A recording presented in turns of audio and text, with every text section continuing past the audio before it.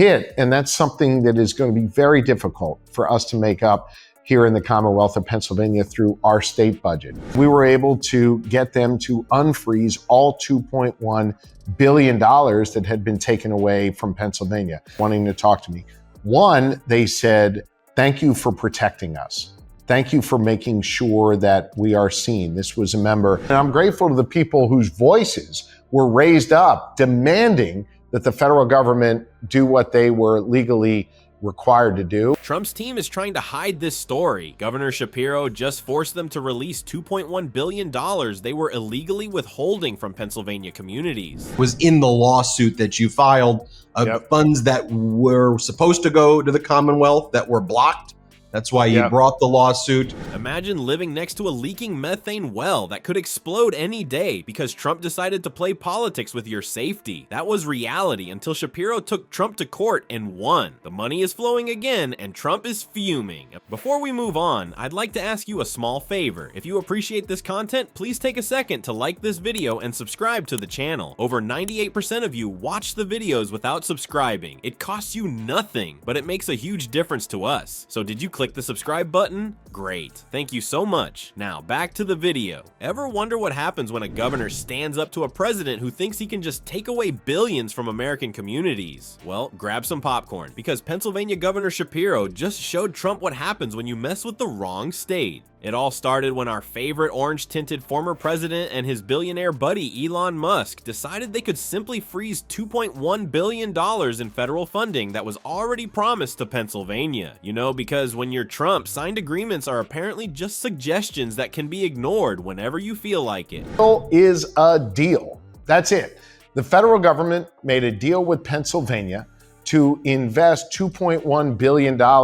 This wasn't some abstract budget dispute about paper clips and printer ink. This was cash already designated for critical infrastructure, money that Pennsylvania communities were counting on. While Trump was busy posting all-caps rants on Truth Social, rural Pennsylvanians were literally living with deadly sinkholes forming in their backyards. And winning against some of these Trump executive orders freezing funds, which would have caused big problems in the Commonwealth of Pennsylvania. The situation in these communities quickly became dire. Old abandoned minefields were collapsing, creating dangerous sinkholes that threatened homes and lives. Orphan wells were leaking methane gas, posing serious environmental and health hazards. But hey, who needs safe ground to walk on when Trump needs to score political points, right? Old abandoned minefields where we were having sinkholes. We actually had a woman die in Western Pennsylvania who fell into a sinkhole. The consequences of this funding freeze weren't just theoretical. In one of the most heartbreaking developments, a woman in Western Pennsylvania actually lost her life after falling into a sinkhole that was supposed to be fixed with the very money Trump had frozen. While Trump was playing political games, real people were paying with their lives. This wasn't fiscal responsibility, this was fatal negligence. When pressed about the funding freeze, Trump's team kept repeating their favorite catchphrase about cutting waste, as if preventing people from falling into deadly holes in the ground was somehow wasteful government spending. It's the kind of disconnect that only makes sense if you've never had to worry about the ground literally opening up beneath your feet.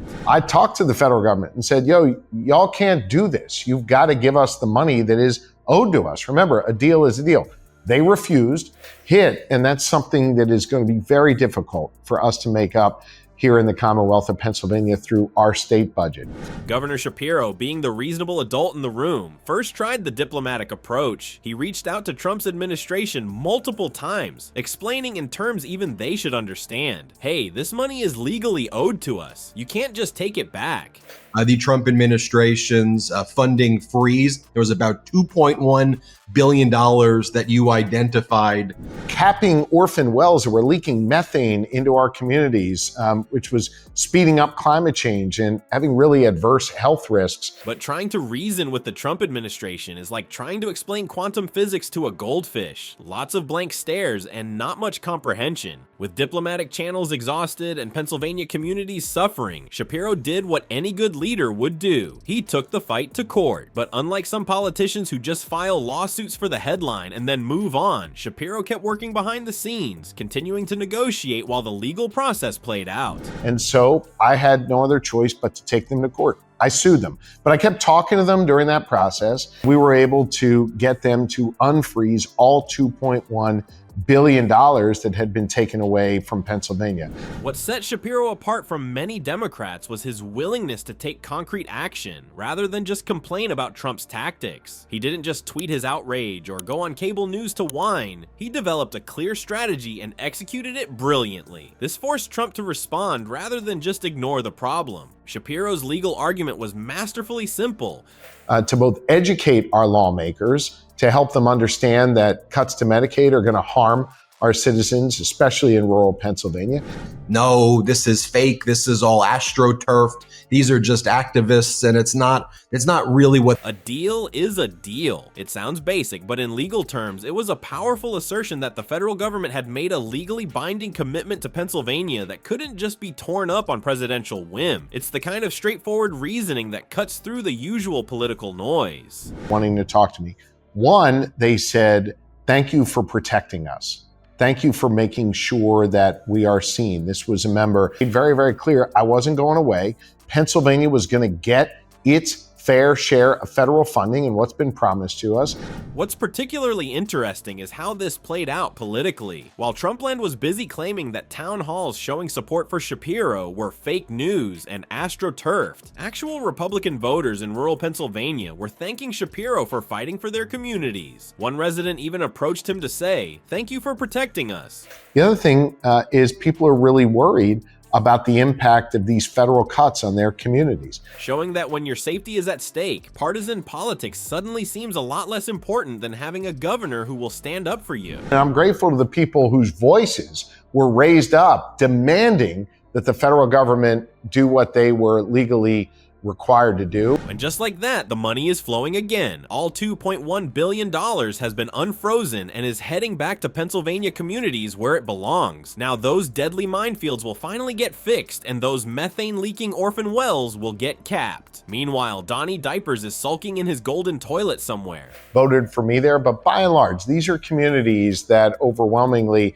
supported Donald Trump. And probably tweeting about how the whole thing was rigged. The polls are showing exactly what we expected. Americans are sick of Trump's funding games. About 48% of people oppose his little freeze tantrums, while only 43% support them. That's what happens when you mess with people's safety for a political stunt. Directly hurts your constituents here in Pennsylvania. It would have a devastating impact on these rural communities. The lesson here is simple. When a bully tries to take your lunch money, you don't just cry about it. You take them to the principal's office and get your sandwich back. Shapiro didn't just win. He showed Democrats everywhere how to fight back and win. Facts, law, and some good old-fashioned backbone beat Trump's bluster any day of the week.